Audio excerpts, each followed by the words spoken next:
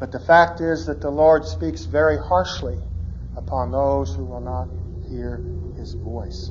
I was constrained by the Spirit, and it was undeniable that it was time to begin to clean house. That it says in the Scriptures, both in the New Testament, the Old Testament, upon your house that will begin. Judgment will begin upon your house.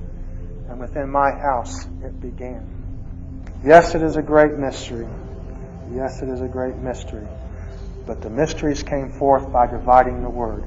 Everything we did was done by dividing the Word. It was shown. There was no Jeffrey thinks it should be done. It all came from the Word of the Lord. The Averys didn't believe. Not as they ought. And the issue is, those who sought the truth had classes where more could be given. And from time to time we had classes where less was given. It was always the truth, but less was given because they didn't want more. And there came a point they continued to dwindle in unbelief or dwindle in darkness. And if you would go over the Scriptures, if you do not repent, you would be destroyed. And that is in fact what happened.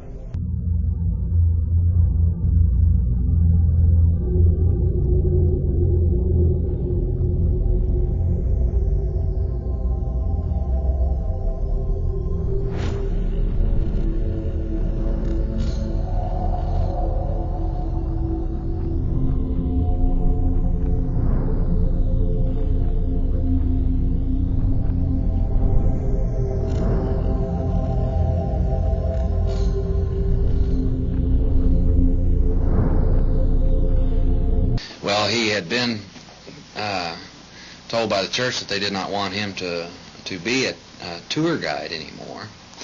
And because of that, which reasons I really didn't understand at that time, but that he was simply embracing something called the pattern.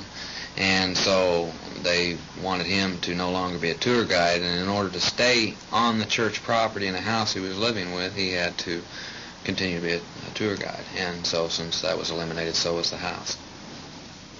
We had different classes, and these classes were basically to reestablish and reaffirm very strongly in our minds that there was such a thing as a pattern, and that the pattern was true.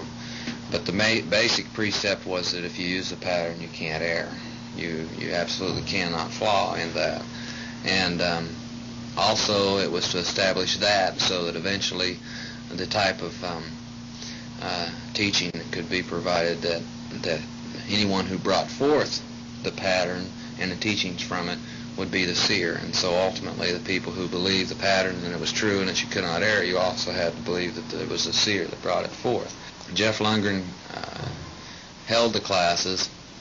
I believed at that time that, and it took some time and it took the classes to do it, but I believe that through the numerous scriptures that talk about the pattern and that it does exist, and what the seer in the last days, or this one that Malachi speaks of, Elijah the prophet and all this business, that he would come and that he would proclaim things from the house, and so it was evident that that's who he was to me at that time. Okay. That he was a prophet of the last days to restore things and to prepare for Christ's coming. And in restoring things, basically, he would establish the final church. Did you consider him a prophet? Yes. Did these other members that you spoke about earlier, did they believe similarly? Yes. A seer is something more than a prophet. Basically, one who is with a seer, the seer is one who teaches, and the prophets are those that go forth and prophesy based on what the seer has taught them and therefore shown them, not only in the written word, but also, when they see God and then he sends them forth. And so a seer is the one that brings the prophets about, so to speak. Let's go back that he's decided that there will be 5 people. Mm-hmm. Okay, Ron, let's go back to the days right before anything happened to these 5 people. And what did Ron do? What did Jeff do? As the days before, I would say within a week before, there was a hole that was dug, and it was assigned to, different people at times. There were different people that did do the digging. I did, Dennis did, Keith did, Would Damon you identify did. these people further? That's Dennis Patrick, Keith Johnson, myself, Damon Lundgren, and also Greg Winship assisted in the digging and preparing of this hole. Okay, you're referring to a hole. It was placed in the barn. The reason why the barn was picked was because everything that he explained came out of the record, as warped as it may sound, but the barn was red, and he explained it as Pharaoh's army coming against them at the Red Sea, and they were swallowed in the depths of the Red Sea. Well, the barn has an area that floods every spring when it rains because of where it sits on the property, and so the area within the barn that floods was to be where they would be buried so that they would be covered over within the Red Sea. Kept striking me that it wasn't just a man or a woman, it wasn't just a husband and wife, but it was 2 generations of the Ivory family that had perished in a really brutal fashion. The site took a lot of concentration, and part of the deal was that it was management of curiosity.